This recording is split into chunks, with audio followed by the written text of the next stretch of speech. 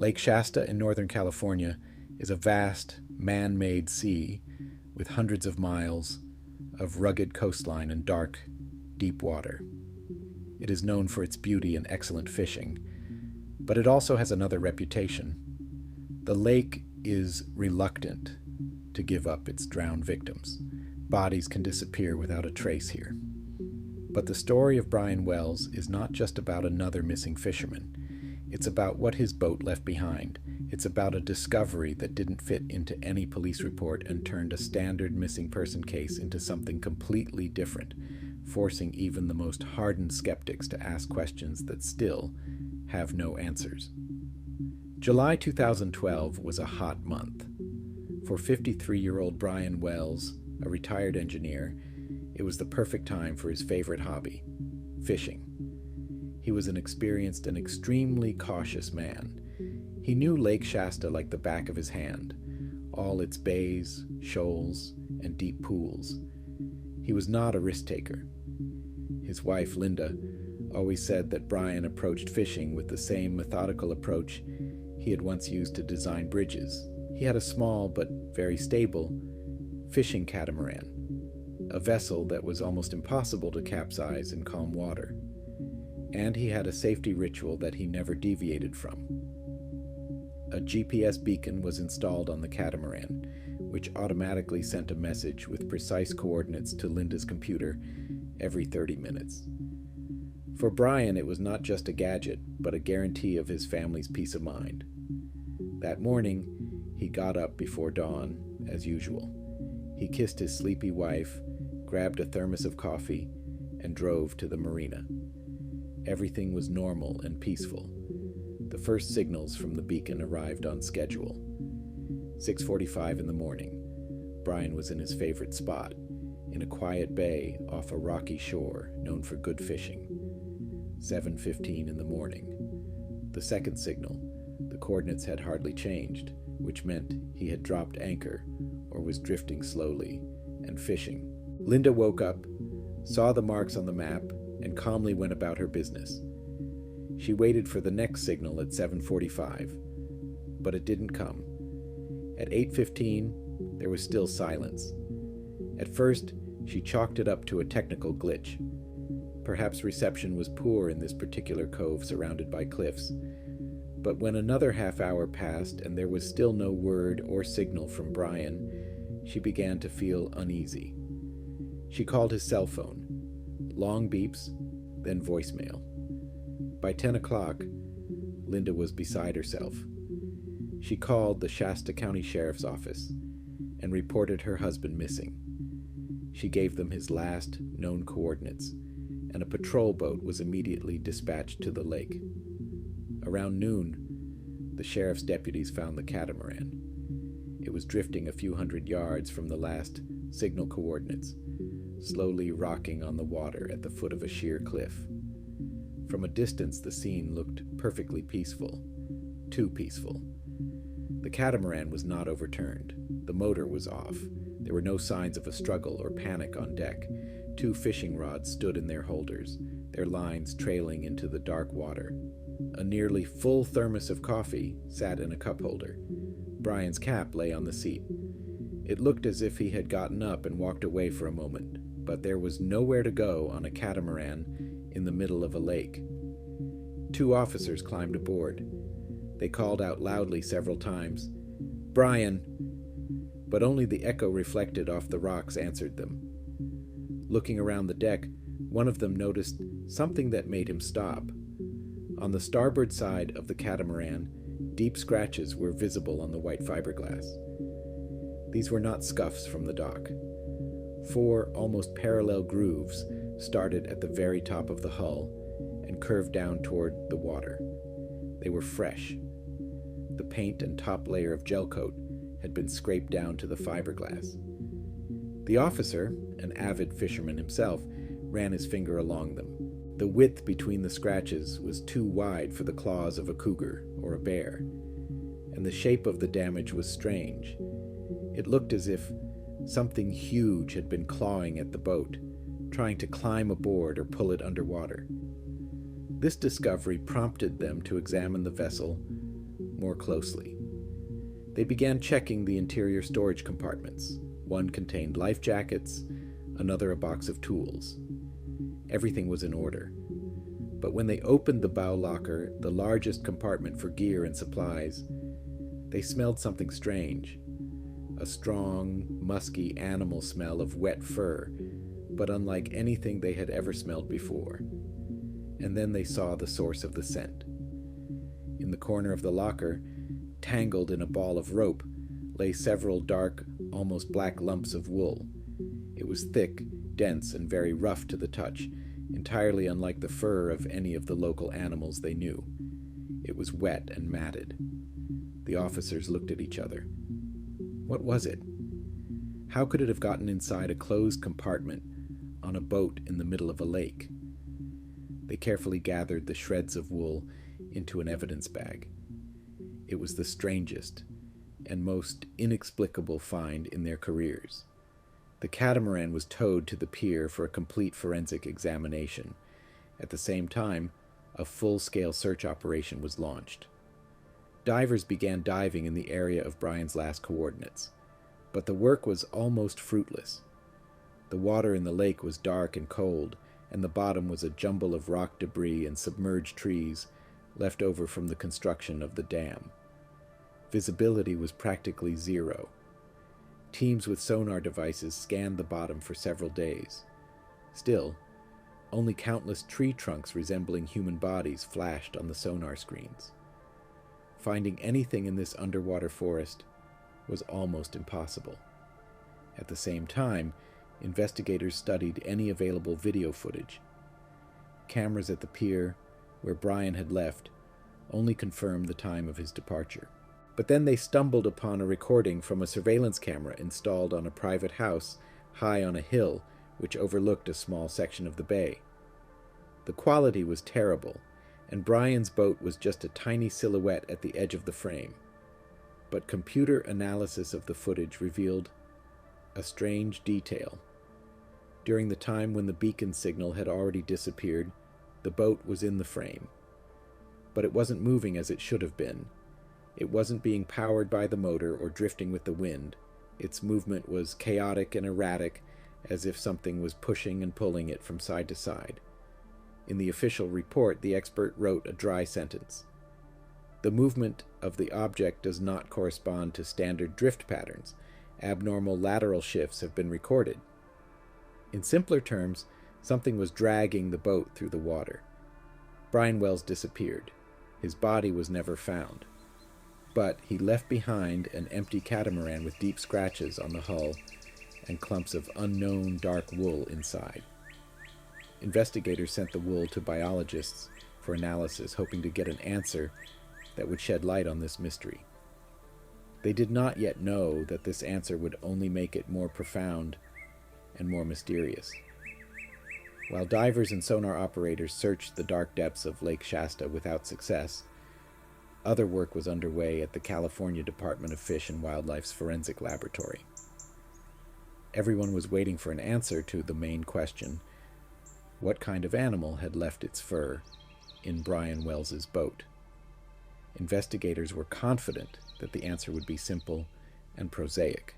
Perhaps it was the fur of a dog that Brian had once transported, or an exotic animal from a private menagerie. But days turned into weeks, and no information came from the lab. When the preliminary report finally landed on the lead detective's desk, it did not clarify the situation, but only confused it further. The results were negative on all counts. The samples did not belong to any known North American mammal. It was not a bear, a cougar, a coyote, a deer, or any domestic animal. The hair structure was abnormal. Under a microscope, it was incredibly dense and coarse, with a unique cuticle pattern that did not match any sample in their extensive database. The experts went further. They conducted mitochondrial DNA analysis to determine the species. Again, they hit a dead end. The DNA fragments they managed to extract confirmed that it was biological material of animal origin. Still, it did not match any known taxonomic group. It was somewhere off to the side, in a blind spot on the genealogical tree of life. The lab sent requests to federal and international databases, but the result was the same. No matches. This was an animal that, from a scientific standpoint, did not exist, and then something happened that turned the mystery into a conspiracy theory. The final report on the biological examination was classified. The sheriff's office issued a short and vague press release stating that the origin of the biological materials found at the scene could not be determined. Journalists and Brian's family were denied access to the full version of the document. This move raised a barrage of questions. Why classify a report that says, "We don't know"? Were the authorities hiding something more specific? Something so out of the ordinary that they were afraid of causing panic? Detectives working on the case were given access to classified information, but were bound by a non-disclosure agreement. Their comments became even more evasive. It became clear that they knew more than they were saying. At the same time, work was underway with other pieces of evidence. Forensic scientists made precise casts of deep scratches on the catamaran's hull. Analysis showed that it would have taken tremendous force to leave such gouges in the sturdy fiberglass. The distance between the gouges indicated that the object that left them had claws or teeth spaced nearly 10 inches apart.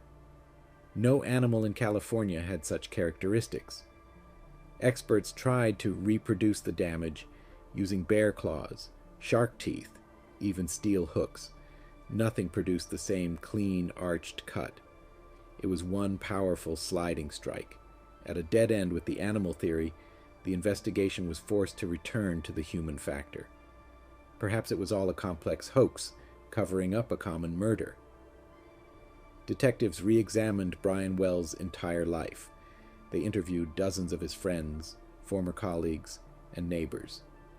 All of them described him as a calm, friendly, and completely non-confrontational person.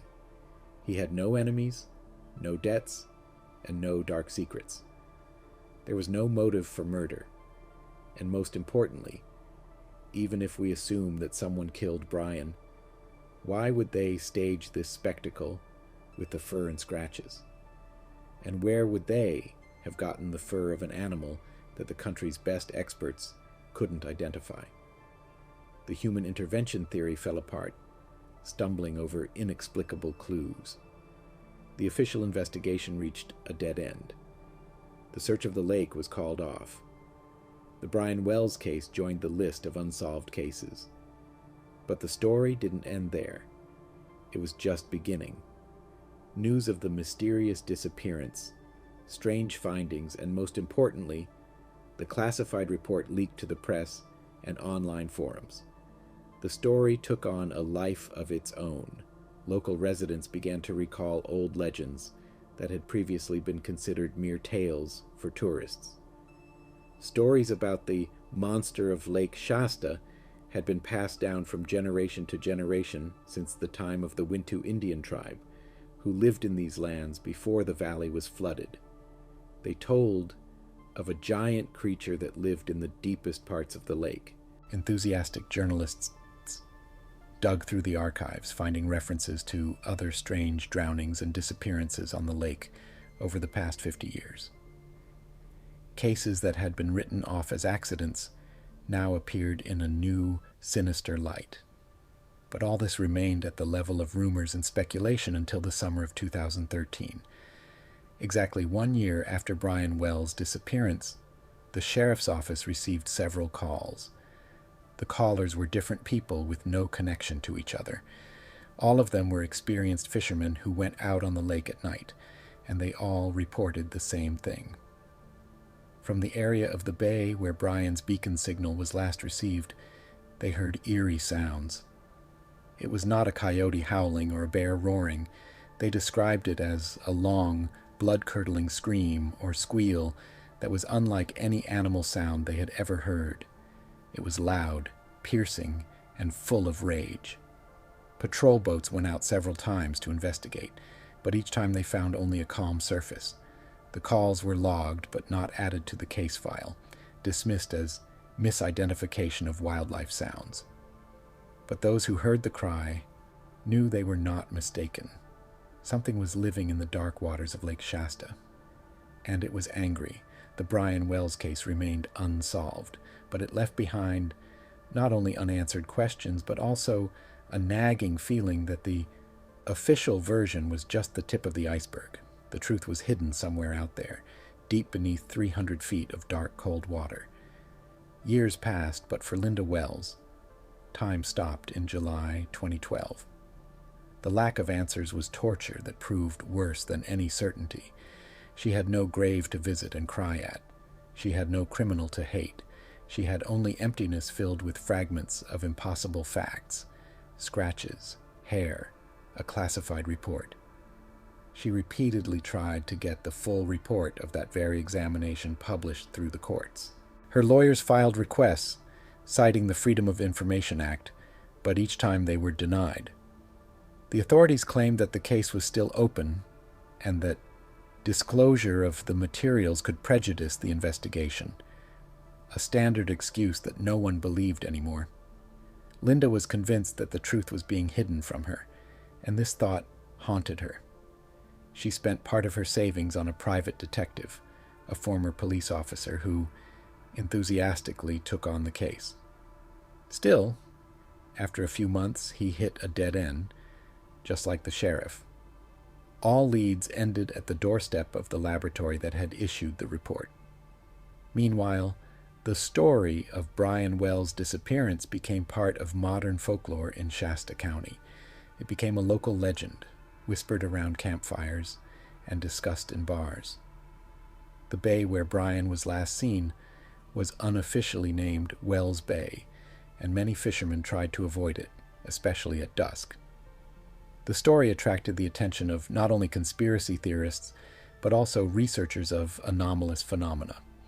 One of them, a former marine biologist named Dr. Alan Grant, moved to Redding and devoted several years of his life to trying to unravel the mystery of the lake.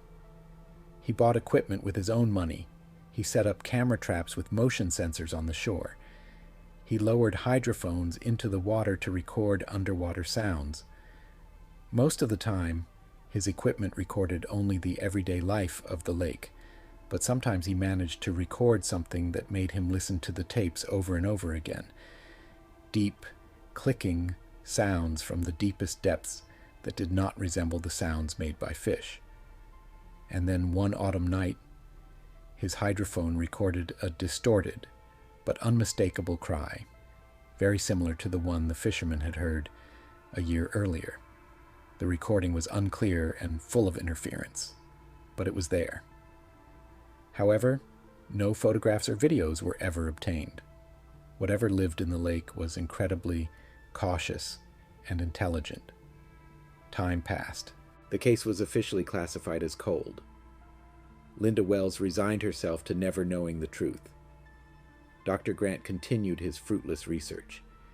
It seemed that the lake would keep its secret forever. But 7 years after Brian's disappearance, in 2019, a journalist writing a book about California's unsolved cases received an anonymous email. The author of the email claimed to be one of the biologists who had worked on the wool samples in 2012. He was now retired, seriously ill, and felt he had a moral obligation to reveal at least part of the truth before he died. He agreed to meet on condition of complete anonymity. His story was shocking. He confirmed that the wool and DNA did not match any known species, but he revealed details that had been hidden in the classified report. Analysis of the hair structure showed that it belonged to a mammal perfectly adapted to life in cold water and low light conditions. The density of the undercoat was phenomenal, providing ideal insulation even in icy water at great depths. But the most disturbing detail was something else. Despite their differences from known species, the DNA fragments had an extremely distant but still traceable similarity to primate DNA. According to the biologist, a wild, unimaginable theory arose in the laboratory about the existence of a relic species in the lake. an unknown branch of primates that had adapted to a semi-aquatic lifestyle in the course of evolution. This explained everything: the strength needed to make such scratches, the intelligence to avoid humans, and the fur unlike anything else. It was this part of the report, he said, that led to its immediate classification at the federal level. The prospect of a large, predatory primate unknown to science inhabiting a large California reservoir, a popular recreational area, could cause not just panic but mass hysteria with unpredictable economic and social consequences. Therefore, the authorities decided to hide the most inconvenient part of the truth, leaving everyone with the simple statement, "Origin unknown." The information obtained from an anonymous biologist was never officially confirmed, remaining at the level of a journalistic investigation, but it put all the scattered pieces of the puzzle together into a single, albeit monstrous, picture. The case of Brian Wells' disappearance is still listed as unsolved. He is presumed dead, but his body has never been found. His catamaran was returned to his family long ago. Lake Shasta still attracts thousands of tourists with its picturesque beauty, but for those who know the story, its dark, calm waters will never look peaceful again. They hide a secret. And from time to time, on quiet, moonless nights, sounds can still be heard coming from the old bay, sounds that make even the most hardened skeptics start their engines and head for the light of the pier.